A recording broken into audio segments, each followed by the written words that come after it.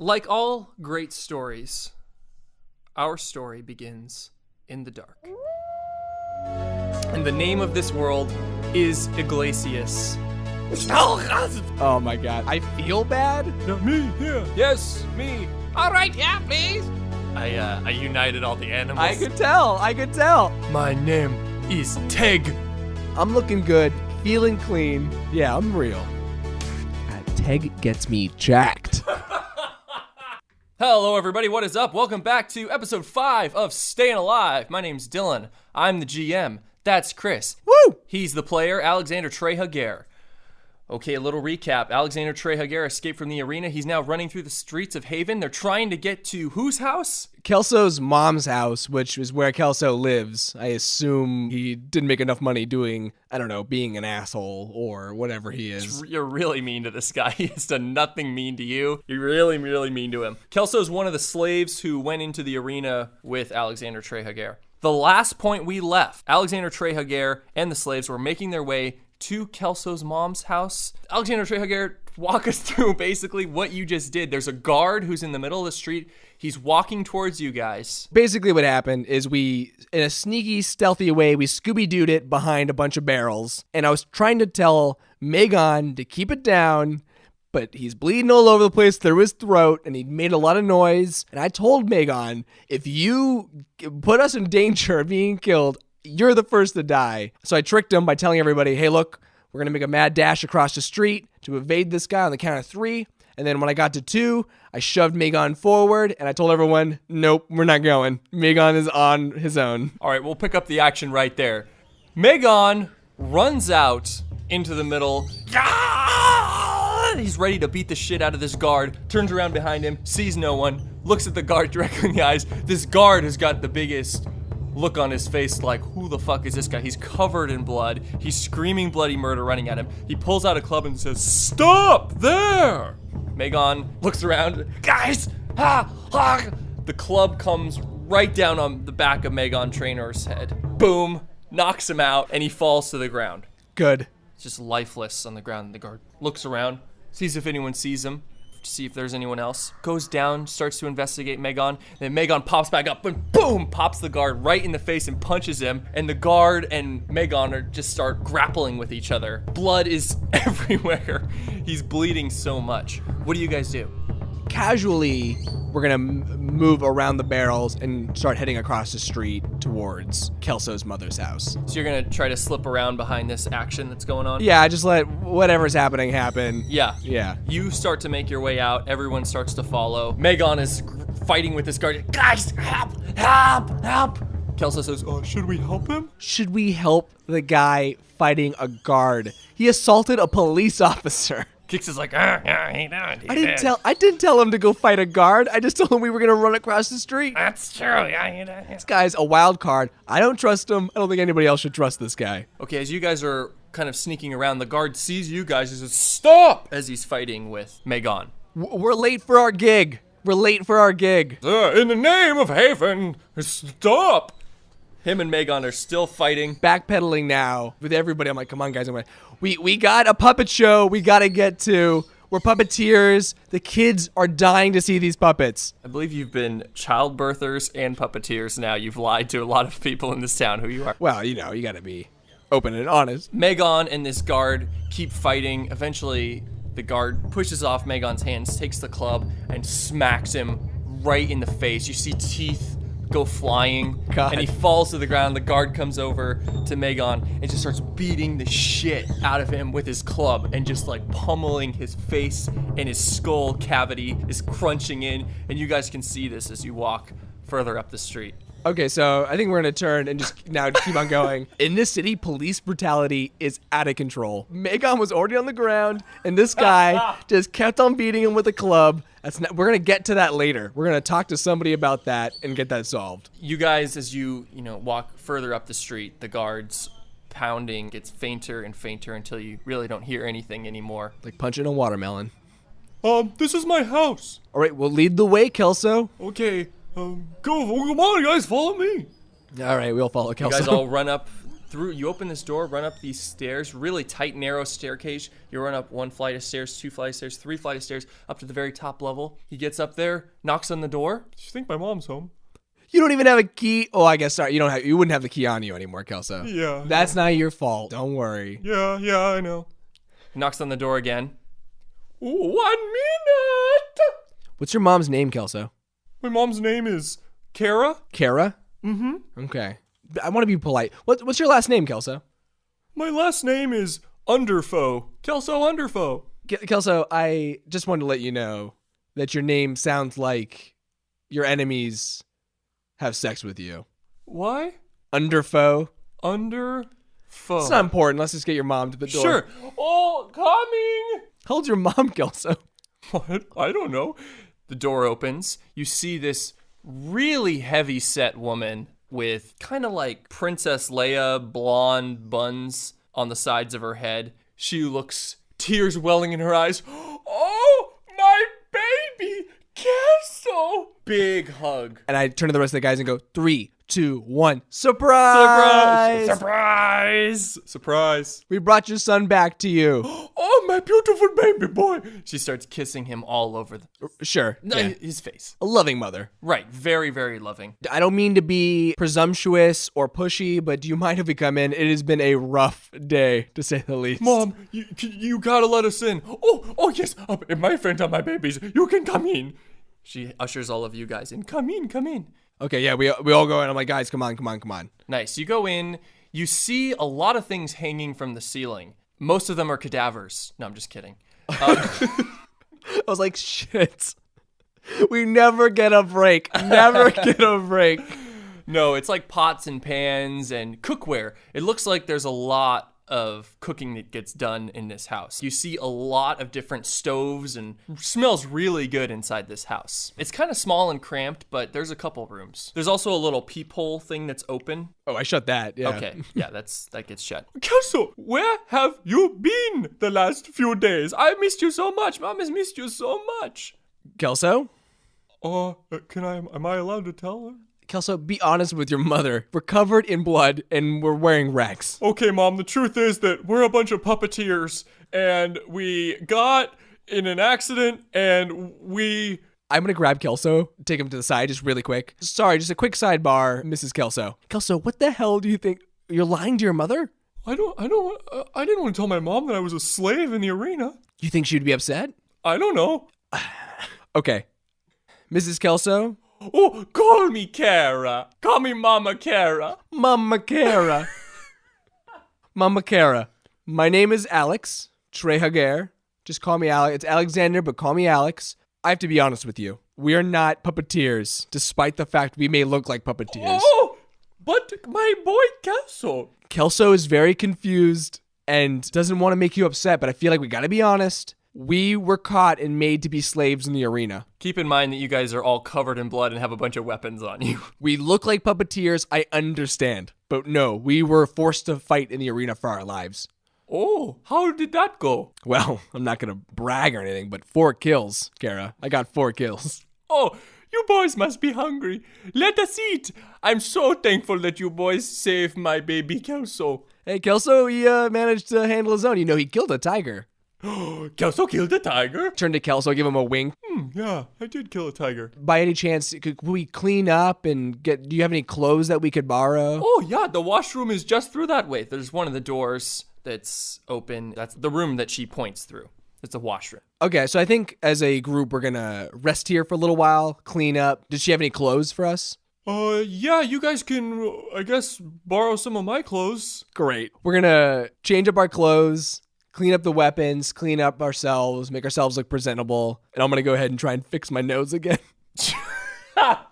So you head into the washroom. I mean, there's only one shower. I go first, yeah. Kix is like, Look, Kix, we either go me first or we just go together. Okay. Yeah, that's what I thought, Kix. You get into the washroom. It's really nice. It's the nicest part of the house. Can I tell if this woman is of means? It doesn't seem like it. It seems like they're lower middle class. It's not the most luxurious of places, but Okay. the washroom is really nice. There's like a rope. When you pull the rope, really nice hot water comes pouring out of a faucet. Okay. You're in it. You're just in the hot water. There's soap, big bars of soap. You start rubbing yourself with the soap? Come on. So look, Let's I'm get gonna into rub this. myself. I'm gonna let this water pour on my back and my shoulders. I'm hurt. I'm in pain. What does your physique look like? Look, I'm not the biggest guy in the world. Everyone, Of course not. No, one's expecting you to be. No one's expecting that. But Rangers, they gotta be nimble, but they're strong. I'm rocking a 6-pack ab. All right. cut. I'm cut. I got relatively big arms, nice 6-pack going, strong legs. If you were to see me from a distance, just completely nude, you'd be caught off guard for a second by the man you saw standing before you. I'm looking good, feeling clean. Be real with me. Yeah, I'm real. Could your nips cut paper? When these bad boys get hard, you would mistake them for diamonds. That's what I got rocking underneath my armor, my clothes. People love it. On a cold day from a distance, they think I'm squeezing orange juice. You wash. You take a long time. Kix is pretty impatient. When you walk back out of the washroom, you can smell like this really just beef and... Quick question though, sidebar, sorry. How's my nose doing? Have I managed to correct this thing? Oh, no, you got to roll for that. Yeah. 2d6 plus your dexterity to try to straighten out this nose issue that we've got going on. Right now, we've got a serious case of the Adrian Brodies. Okay, perfect. So I rolled a 9, and that's +2. Got 11 here. You son of a bitch, I don't know how you did it, but every time that nose gets broken, you just get a little more handsome with that nose. Go ahead, yeah, remove that penalty from your charisma. I get excellent rolls on like the most mundane things. That is not a problem for you. You get back out, you can smell this really nice meal being cooked. At this point, you are full nude. Oh, do you have your Ranger Commando? Ranger thong. Yeah, so I mean that thing dries quick, sweat wicked almost. So like even it never like gets truly wet. Cleans well, dries quick. Only thing I'm wearing in this house at the moment. There's an uncomfortable moment when the one slave looks at you, looks down, you make eye contact with him, and he kind of looks away, does something else. Hey, take a photograph. It'll last longer. You walk away and he thinks to himself, what the fuck's a photograph? I'm gonna look for some clothes now. You ask Kelso, hey, you got any clothes? Kelso's like, oh, yeah, I got a couple things here. Let's talk about your options here for clothing. Kelso has 3 different sets of clothing. One of them is more of a formal outfit, bright purple, streaks of yellow. Think of what Lumiere wears in Beauty and the Beast. He's got the puffy kind of shorts. I'm assuming post-curse being broken. Post-curse, of course. Yeah. This is not a candle outfit, obviously. Sure. We're getting to that. Yeah, this is post-curse Lumiere outfit, puffy purple with tights going down, and he's got a nice little pair of black shoes. What size shoe are you? I'm looking at about size 12.5, 13. Yeah, Kelso's a size 13, so... Okay, so I can fit in that. Yeah. You could fit in that quite nicely. Okay, that's outfit number 1. The second outfit he has... He's got some really just their white linens, the lightest white, very simple plain clothing, white pants and a white shirt that's like a V-neck that goes down that's also got a collar on it. Okay, the third outfit, and I'm glad that half of the episode is now just outfit choice. But that's what you're going to get. That's what you're going to get. It's a mixed bag. Yeah. The third outfit is basically robes. Big black, almost like a graduation gown, big black robe with a hood on it. These are the 3 things that Kelso has. What are the shoes that come with a big black robe? Are they like boots? Can I see Like boots? black boots. Okay. Yeah. Well, I'm going to go for the white outfit, but I'm going to get the black boots. It seems the black boots more of like a Ranger style boots. Kelso has laid out these 3 outfits while you were in the washroom on his bed really nicely. Okay. And he's put the little shoes at the bottom where the pants to make it What were the shoes that came with the white clothing? wooden sandals. Yeah, no, I'm not doing that. Oh, the wooden sandals would actually go really nicely with the white. Kelso, have you ever walked through mud while arrows were pelting from the sky along with hail and then thought to yourself, I really wish I had sandals with me? I am so sorry. I've been in some shit, Kelso. I've been in some shit. I understand. Going with the black boots. Good choice. Thank you for the clothing. You're welcome. Mama Kara, do you mind if we stay the night? Oh, stay as long as you need. You saved my boy. You are a wonderful woman, Mama Kara. Wonderful woman. Oh, stop it. Stop it. I have to ask Mama Kara, where is Papa Kara? Or Papa Underflow. I would rather not talk about that. Of course, Mama Kara, you don't have to talk about anything you don't want to. She just turns and keeps cooking. Obviously, sore note. If I fuck Mama Kara, I don't want to be weird to Kelso about it, but I don't have any. I have a couple Hey, listen to romantic me, things baby. going on. You don't even have to roll for that. Maybe tonight, Mama Kara and me, we'll pop some wine open. We're gonna see what happens. I'm feeling fresh, looking fly. Hopefully, this meal's gonna be good for us. Just gonna spend some time healing up in this place, recovering, sharpening up our weapons, getting everything back into peak condition. Yeah, you got some cuts on you from when that tiger hit you from earlier in the arena. You got a couple of scrapes. You're healing yourself. You're helping Frank because Frank obviously is just the only thing he can do is lick his wounds. Right. And it would look very suspicious if he started to bandage himself up. People would probably start to ask questions. You hear some music coming from the other room, kind of trendy song of the day. Hey, what music's going on in here? See Kelso, and he's in there with Mama Kara. They're listening to, it's basically like a machine. There's a bunch of paper coming out one end, and then out the other end is that same paper. And somehow there's music coming out of this machine. I've never seen this before. So for me, this is pretty remarkable. I mean, I've seen advanced technologies, but this specifically, no idea. So I sort of walk out like, this is a miracle. What is this thing? It's a new Keshra record. Keshra. Excuse me. Oh, a record. I've heard of this. I've heard of this machine. This is a playograph. Oh, you've heard of playographs? Yeah. I've never gotten the chance to listen to one or see one in person, but yeah, playographs. I hear about this all the time. I got my baby Kelso a playograph when he was a very good boy. Mama Kara. You reward people for being good boys, huh? Yes, I do. I never let my good boys down. Kelso, you have a charming mother, and what a wonderful host she has been. Kelso is not...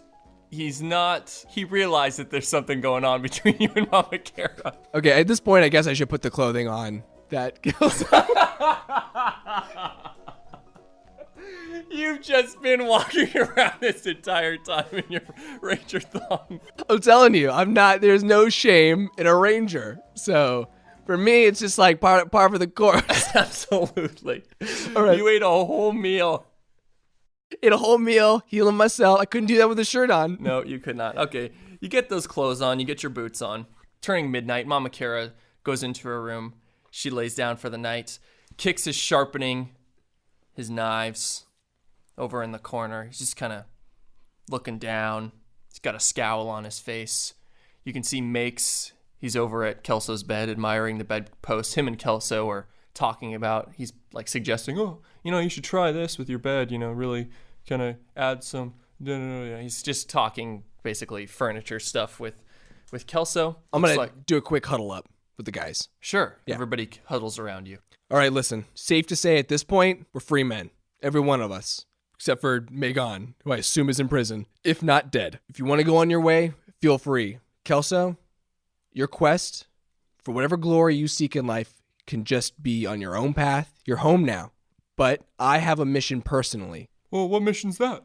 Teg was a good man with a heart of joy, a soul of gold, and he gave me one last wish, which was to get this talisman that he gave me back to his family. That's my journey. And me and Frank, my wolf, are gonna... Shh, Frank, bring it down. Me and Frank... Keep that wolf down! Mama Kara's sleeping! Hopefully... Sorry, Mom! Hopefully not sleeping too soundly, Mama Kara. Stop it! Great mother you have there, Kelso. Great mother. You were saying? That's my path. I would love for any one of you to join me on this quest. But I'd understand if you want to go your own way. Makes, you got a furniture business. Understandable if you want to go home to your family. Yeah, look, I got responsibilities back home. I got 3 kids. I got a wife. And, Makes, say no more. I completely understand. I appreciate that. Makes is wearing the black robes. Kelso, again, you're back home with your mother. You're in your hometown. It's up to you whether or not you want to come. Probably have to ask my mom. Anybody can wait till the morning, sleep on it, I understand. Kix, at first we were enemies, but now we're slowly back to neutral. I don't know what you have going on in your life, but again, if you felt any connection to Teg You want to go on this journey with me? I understand. Yeah. All right. Okay. Yeah. All right. Figured you might not have anything else going on. You seem like a man who rolls with the punches. I'm going to go lay down, get some rest tonight. Kix decided that he was going to come on the journey with you. Makes decided he's not going to, and Kelso has to check with his mom. All right. Everybody goes to sleep. You go to sleep? Yeah, I'm going to lay down for a little bit and rest.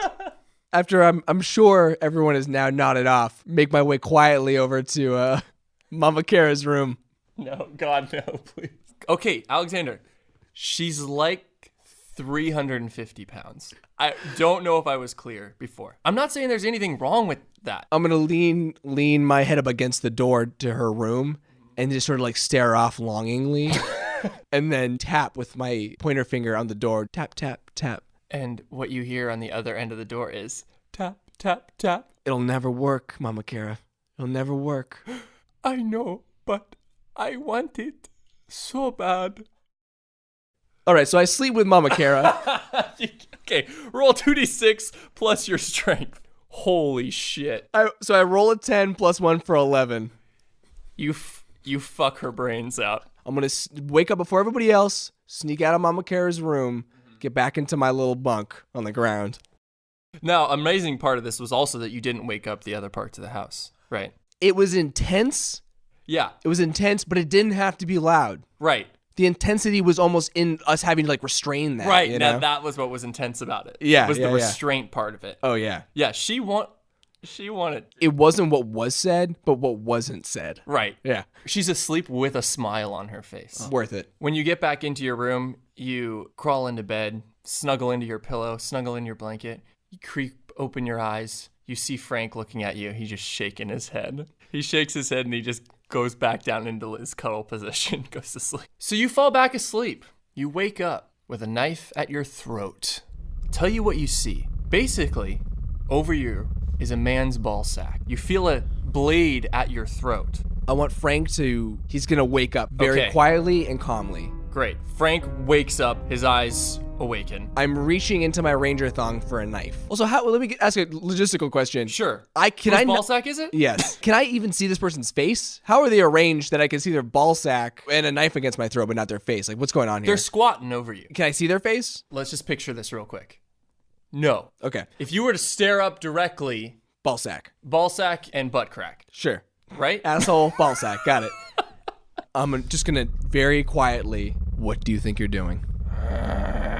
Said you're gonna teabag me, huh? Kix, do you want to die tonight, castrated and bleeding out on this floor? You're gonna taste my balls, bitch. Even if I die in this moment, you aren't leaving this room alive. When you say that, you hear, and it's Frank growling at the foot of your bed. I want Frank to now just be slowly moving towards Kix. Are you reaching for your knife still? I want my knife in hand. Okay. Under the covers still. Even though it's under the covers, he still has a really good view of you and the bed. So I'm going to say roll 2d6 plus your dexterity. So I rolled an 8 plus 2 for 10. You're able to very stealthily. This is not the first time you've had to sneak your hand under some covers. Yeah. Yeah, you get your knife and you have it in your hand. He doesn't notice it, okay? He doesn't notice any movement under the covers at all. Okay. He's just squatting over you, all right? Yeah. Now you see his balls start to get lowered towards your mouth. Kix, Yeah. my teeth could not be sharper. He kind of freezes, clenches a little bit. And I'll be honest, Mama Kara's cooking was delicious last night, but I'm looking for some breakfast kicks. I'll slit your fucking throat. You try to bite my balls. How close is Frank at this point? Okay, Frank is at the foot of the bed. Do you want him to crawl up onto the bed? Yeah, I mean, I want Frank to be in Kix's face. Frank starts to crawl up onto the bed and he says, Don't let that dog come any closer. Oh, Kix, I'm sorry, but I can't always control what Frank does. okay, and now at this point, we've got about 2 centimeters from ball sack to your lips. Close. Close. So let me get this straight. You're going to cut my throat after I bite your balls off? After Frank does? Don't do it, man. You see him clench even more. He's like, oh. What the fuck? Is that a dog? Is that dog talk? I'm telling you, Kix, you don't want to mess with me or this animal. He's smarter than your average wolf. He speaks fucking English. Don't nobody move. Don't anybody move. Kix is starting to freak out a little bit. Balls are a centimeter away from your mouth. Simultaneously, Okay. I want him to pounce onto Kix to push him back onto the ground. At the same time, I'm gonna headbutt Kix's nuts. Slam it really. I mean, he's close, so I'm just gonna slam it right. Trying to get his balls up into his own ass is basically Got it. Okay. ideal. You're doing this with pure strength? I'm going to say yeah. Probably. Yeah, I mean, headbutt to the balls is not exactly, I'm not being surgical about Right, this move. is nothing surgical about this. This is just good old-fashioned ball butt. Yeah. All right, here we go. Roll 2d6 plus your strength. He's going to try to get him in the balls, and we're going to have Frank push him off the bed at the same time. We'll see if we can get this move going. I rolled a 5 + 1 for 6. I'll tell you the first thing that happens in this sequence here. You go to headbutt his balls. His balls go right into your mouth. You misjudge. Okay, you got balls in your mouth. You're not able to clamp down. He dodges out of the way of Frank lunging, so Frank just lunges at you, tackles you to the ground. This thrust throws you off completely. You lose control of your knife. You go flying off the bed. You're tangled up in the covers. You're tangled up with Frank, and you're completely exposed on the ground. And Kix has jumped off of you guys, is now basically got free reign to stab at you guys. Okay, so I sleep with my short sword next to my bed. So I'm gonna grab that first. And I want Frank in defensive mode of me right now. He's able to do that, but he's totally tangled up in your covers Oh, and okay, with okay, you. okay. You're gonna have to defy danger right here because Kix is coming in to stab you. So roll 2d6 plus your dexterity. Rolled an 11 + 2 for 13. How do you dodge his attack? Tell me, what do you do? He comes in, he's coming in to stab Okay. you guys. You're on the ground, laying on the ground, tangled up with Frank. Rolling to the side and like giving him like a foot shove away from me. Do you hop back up? Yeah, like roll to my feet with the foot shove. He comes in to stab, he misses you, you hop back up on your feet, and now it's just you and Kix staring at each other. Okay, short sword right. in hand, right? Reaching down for the short sword? No, not gonna happen. Okay, He's okay. standing in between you and the short sword. All right, well I pull. How many goddamn knives you got in that thing? Does he have one of mine? No, he has his own. Okay, so I've lost one in the covers, so it puts me to 4. So I have 4 more in my ranger thong. Yeah. So I pull one out. Okay. I pulled 2 out. Nice. Double knives. He pulls another knife out as well. Kix. Thought we were gonna be friends, but it looks like I'm gonna have to fucking kill you. I felt my balls go into your mouth, bitch. And before you die, I'm cutting them off. Oh, I'd like to see you try. Oh, buddy, it's not gonna be any effort. You son of a bitch! He lunges at you. So I take one knife. These are throwing knives. So I take one knife, just toss it right for the center of his mass. Roll 2d6 plus your dexterity. So I rolled a 6 + 2 for 8. You hit Mr. I'm gonna- Kix, but what happens? I'm gonna hit him, but I gotta take a couple of shots. So I throw my first dagger and then a second dagger out of my ranger thong. And unfortunately, that second dagger misses. Both daggers miss. They go flying right by him, right out the window. Shit. So you've got 2 daggers left. You have to take a third dagger. You throw it right at Kix. Go ahead and roll 1d8 of damage. Oh, and it's an 8. Holy shit. You aimed for his center mass. You missed a little bit, though. You hit him right in the throat. Okay, that seems to be your sweet spot for people. Expertise. You hit him right in the throat. Kicks. Blood comes spurting out. He starts spinning around. He's knocking things over, knocking pots out of the air. He's spraying blood all over the room. Frank starts biting at his ankles. He's kicking him off. Kix falls to the ground on his knees. He's totally just helpless at your mercy. Okay, I'm gonna put one of my feet. I'm gonna push him to the ground now with one of my feet. Okay. Just hold him on the ground there. I'm gonna lean under. I guess he's just wearing whatever, right? Like he was wearing like a skirt Oh, thing. he's bottomless. Bottomless. Okay. I'm gonna reach down and I'm gonna look at Kix and I'm just gonna fucking cut his dick and nuts off. He looks at you like, please no. Please no with his eyes. No, just fucking do it. Okay, you do it. I grab it, pull his mouth open, and just shove it into his mouth. All right? And then I look at Kix and I fucking teabag him. How? What do you mean? He's already got No, stuff no, in no, his no, mouth. no, no. I'm not gonna go. I'm not an idiot. When I teabag, I don't stick my balls into their mouth, just Oh. onto their face. Oh, Yeah. Okay. So just onto his face, and then I turn around and I look at him and I go, I kept my promise, and just shove a knife between his eyes. Oh God, he's Kix falls back on the floor, makes a big thud. One pot in the corner of the room goes clunk, gunk, and falls to the ground. Does a little ring, ring, ring, ring, ring, ring, ring, ring, ring, ring, ring, spins, Sure. falls silent. The room is totally silent.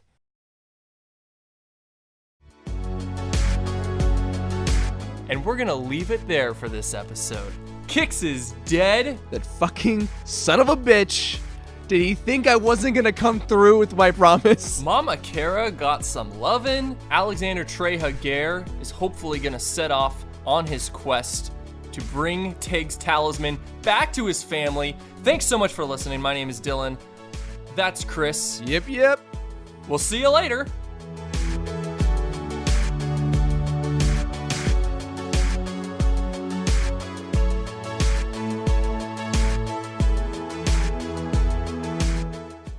You've been listening to a Rival Podcast Club production. To find out more information or to check out our other shows, please visit rivalpodcastclub.com.